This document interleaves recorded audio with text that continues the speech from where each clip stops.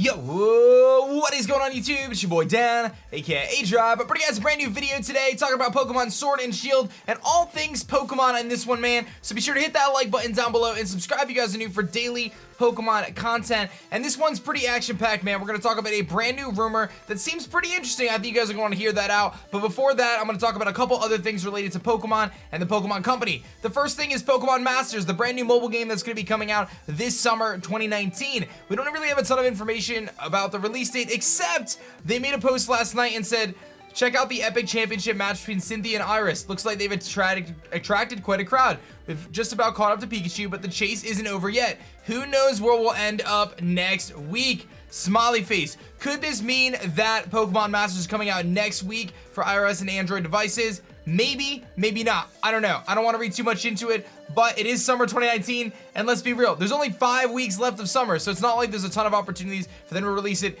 really much later. So I do think there's a really good chance that next week we will get Pokemon Masters. Take that with a grain of salt. Might be reading too much into it, but it's all we got right now. I'm excited for this game. I think it's gonna be really cool. Next thing I want to address is another Pokemon mobile game called Pokemon Rumble Rush. It's officially available for iOS. It used to be available only on Android, as far as I know, and you can go to Cerebi.net for all your information there.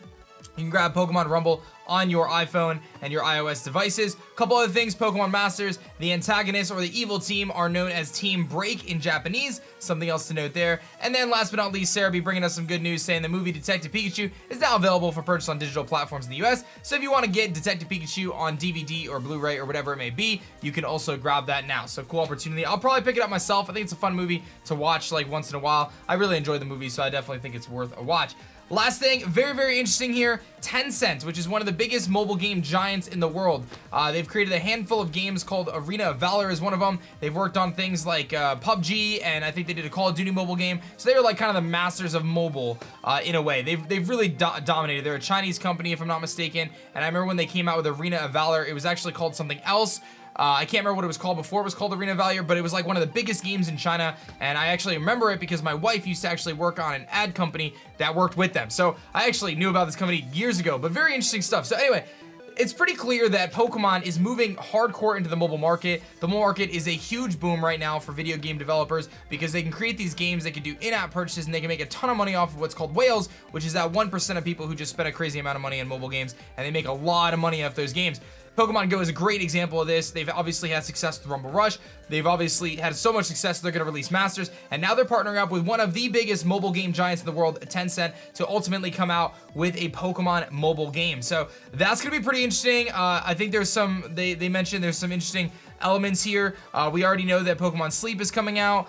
They know obviously Pokemon Go with Niantic. So they're really, really trying to capitalize on the mobile market. So just a couple things I wanted to mention there for all your Pokemon news. Now, let's get into the rumors because that's what I'm sure you guys are here for. Some pretty interesting stuff going on. So this was tweeted to me by multiple people, and a lot of people wanted me to check this out. So here we go. I work as a translator on Nintendo of Europe and helping with the localization of Pokemon Sword and Shield, and despite I don't have full access to the content, there's a lot of good info you would like to hear. So I would say we're right around that timeline where I would imagine there is going to be obviously localization taking place. So you have to understand that the game does get distributed to a lot of people across the world who are going to be working on these games to translate and bug test and all sorts of stuff. Well, I guess the bug testing probably happens in-house, but they, hire out the localization teams to work on translations and things like that. So a lot of interesting stuff there. So this says Lance is the last gym leader, and he has a Hydreigon, a Como-O, a Dragonite, and Duraludon, his ace. So this is saying that Lance is actually a gym leader in this game. I find that very interesting. It wouldn't be that surprising. He was an Elite Four member in the past in Kanto. It'd be a little weird to put him as a gym leader in this game, if I'm being totally honest. Kind of random, but it's not like it's unheard of. They've brought back in characters many times. We know that they love the treatment of Generation 1. They really try to kind of hit the home run with Generation 1 because that's where they hit the nostalgia button for a lot of people. So it's not out of the question. I'm a believer that maybe Duraludon evolves, but maybe not. I don't know. It is shown it is talked about throwing down with like Tyranitar and stuff, so maybe it doesn't evolve, but Gwilivern is a Ghost Dragon, so apparently we're going to get a Ghost Dragon, which would be kind of a replacement to Giratina. That's a pseudo-legendary. There's an event where you can catch him in the Rathiel Forest, which opens up once you beat all 8 gym leaders. So I guess there's apparently this, and this is all rumors. We got to take this with a grain of salt. Just understand that this is just rumors here. But this is a Rathiel Forest. Once you beat all 8 gym leaders, you can then access this new Ghost Dragon pseudo-legendary called Gwilivern. comment in the comment section if you can pronounce that. There are 2 types of Eevee evolutions. Serpion, a dragon type, and Halbyon, a steel type. So a lot of evolution kind of rumors floating around about Eeveelutions and things like that. Not surprising to hear. Honestly, like I do genuinely feel like there are going to be Eevees. We talked about this Gen 1, Gen 2, Gen 4, Gen 6, and now we're at Gen 8. So every even generation so far has had new Eeveelutions. Sylveon being in Gen 6, obviously Glaceon, Leafeon in Gen 4. Gen 2 is Umbreon, Espeon, and then Gen 1 was the introduction of Eevee. So I wouldn't be surprised if they introduce new Eevees. I think Dragon and Steel are the most likely types. We're talking about Sword and Shield. It almost doesn't get any more kind of fitting than that in a way.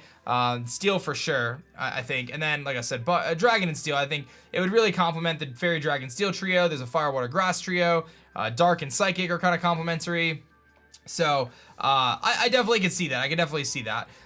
You could evolve Serpion by leveling up holding a shiny scale, and Halbyon by leveling up with a rusty metal shard and low friendship. Interesting. It's kind of like one of those things where it's like extra details, whether it's real or not, I don't know. Low friendship, leveling up with a rusty metal shard seems kind of weird to me. I don't even know what a rusty metal shard is. Both Eevees will have Gigantamax forms, I believe that. Serpion gets bigger wings, a longer body, and will grow a thick coat of fur and whiskers. And Halbyon will gain additional armor pieces and have a sword tail. So again, all this stuff kind of aligns with the potential of Eeveelutions. All starters get Gigantamax forms, even the Galar ones, but I didn't see them all, so I wouldn't be surprised about that, seeing all the different Galarian Pokemon or just starters in general. I think they're going to carefully pick the Gigantamax forms, because that's going to be, like, Dynamaxing is everything. Everything can Dynamax, but there's going to be only a select few of Pokemon that can Gigantamax, so my guess would be that any of the Gigantamax Pokemon are most likely going to be Pokemon that either are fully evolved or have some sort of special kind of link to the games in a way. We've seen Alchemy, we've seen Dreadnought, we've seen Corviknight.